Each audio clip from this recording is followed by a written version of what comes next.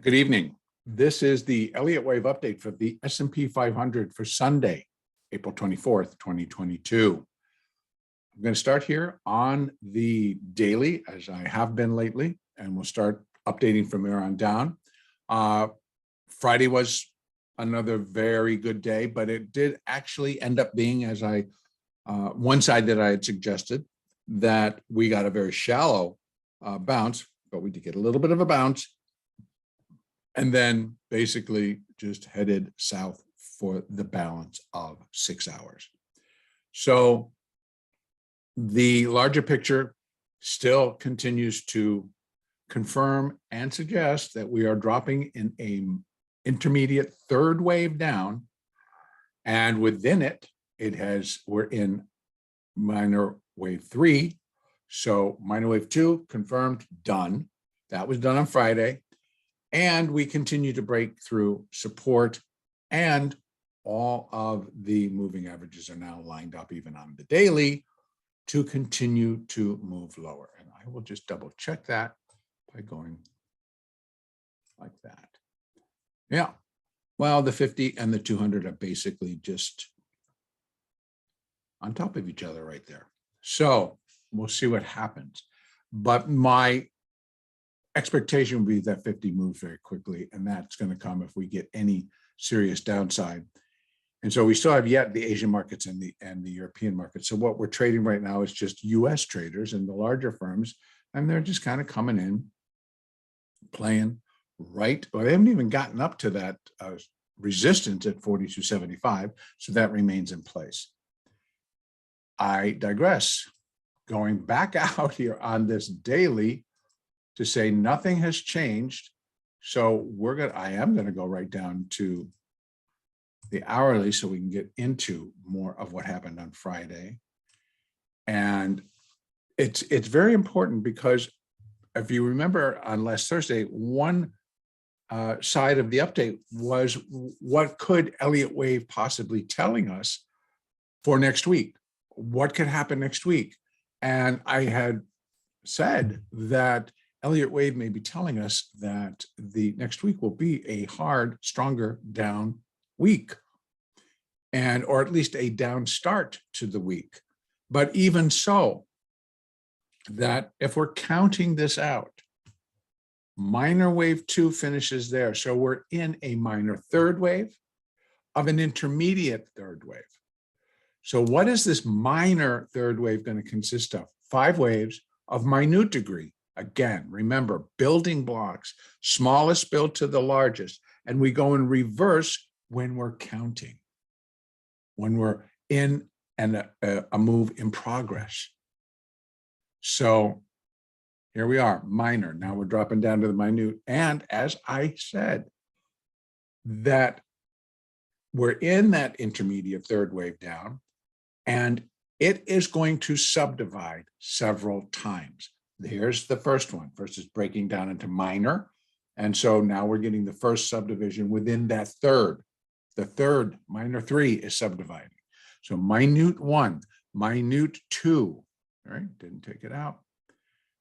And now we are dropping in minute 3 of minor 3 of intermediate 3. So this is the point of recognition. I don't think it's over. So I think we continue. The market, though, is starting out in an oversold position. Does not mean it can't go down again. But part of our expectations would be we have to allow. Now, what I'm showing you is we allow for it. I'm not using the word expect because expectations are a little bit harder to manage. We're allowing for it, which is say it could happen, doesn't have to. If it does, I'll let it go up to 42.87 before I'll take a look to see if I should short it. I'll let it go up to 43.24.25 and then see if I should be shorting it. But in other words, it's like you're not expecting the bounce, so you're not getting long. I'm waiting to see what the market wants to tell me. And so I am looking to say the market could, definitely market could bounce. And some of the technical picture does suggest that that's what it'll do. Every time it tries it thus far, they're bringing it back down to that opening level. Goes below, comes back, goes above, comes back, goes above, comes back, et cetera, et cetera. So it's still sitting right there until we get a larger market. So in other words, until Asia opens and then we get Europe open, et cetera. So what can we expect from here? Well, again, next week, Titan tech reports, earning reports, plus probably a lot of plethora of other little S&P companies that are putting out their earnings. So we're still in the midst of that. The Elliott is telling us may not be what everyone's looking for, or they're all going to turn into what Tesla's earnings weren't bad. Tesla tooted that this is the best we've ever done, blah, blah, blah, blah, blah. And suddenly it became like, who cares? The market, the bigger market, the larger market, the interest rates floating on down the pecking order there are telling us, we're going up. Yields are going up, bond prices are going down. It's going to have an adverse effect on, oh, gee, our earnings for the last quarter were great. Really? You want to tell me about this quarter? How's it going to be? Can you? No. Well, guess what? Thank you very much for the earnings, but we're going to sell it. And that's kind of what we're seeing. They're selling it anyway. They have to. And again, we start on Monday. Our concluding point is Friday. It's another expiration. It's a weekly expiration. So here we are yet again. So allowing for a bounce versus expecting a bounce keeps us in a mindset to trade. We can trade the upside. We can trade the downside. We're just ready. Here's where we go. Probabilities are leaning strongly towards the downside. If the buyers show up, they need to break back above 43.75 to put a positive spin, number one, on the day, number two, on the week, and to put a halt to that little drop. I don't think that's going to be the case. So allow the bounce. I'm looking for a move continuing lower. Our next support is 41.91, 41.92. Next after that, 41.30. Next after that, 4,070. Then we're down to 39.20. Now, a lot of people are calling support at 4,100, and that's just going back out to that daily and letting you see that, which is really the 41.01. So that's your 4,100 right there. That's where they think it holds. And if it does, we'll head higher. So it might, because it might be a spot where a lot of algos are going to come in and say, we're buying, hit it, boom, go. Again, allow, see what happens. So, but my suspicion, or the Elliott tells us, it will be broken. It will be broken. We just cannot put our finger on it and say right there.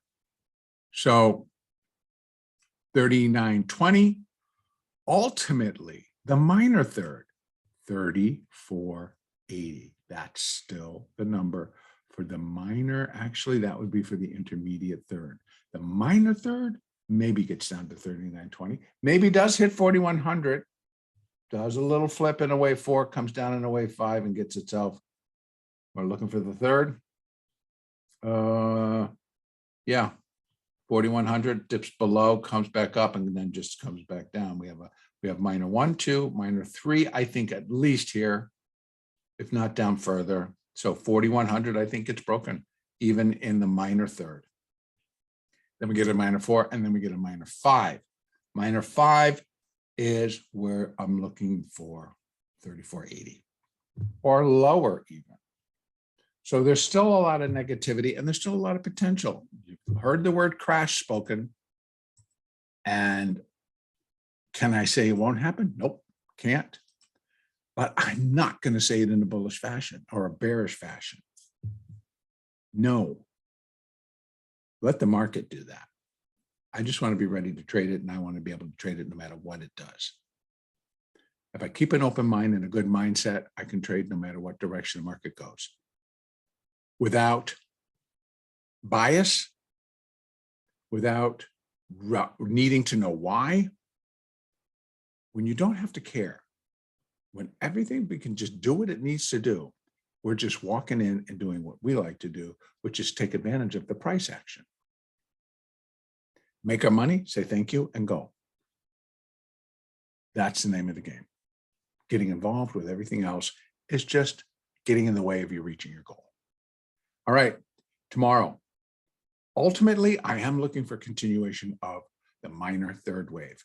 If anything, I think we still got a little bit more to finish the minute third within the minor third.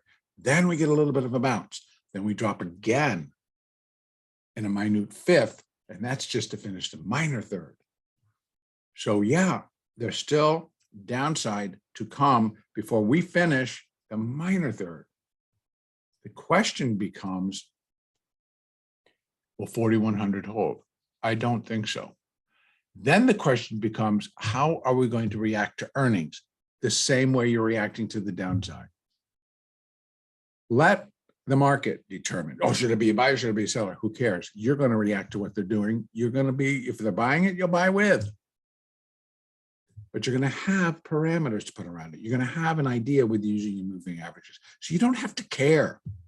Am I going to be prepared ahead of time? Let it happen. I don't have to take a bullish or bearish position. I'm going to let somebody else do it. We'll react from it. All right. Next update, Tuesday, the 25th.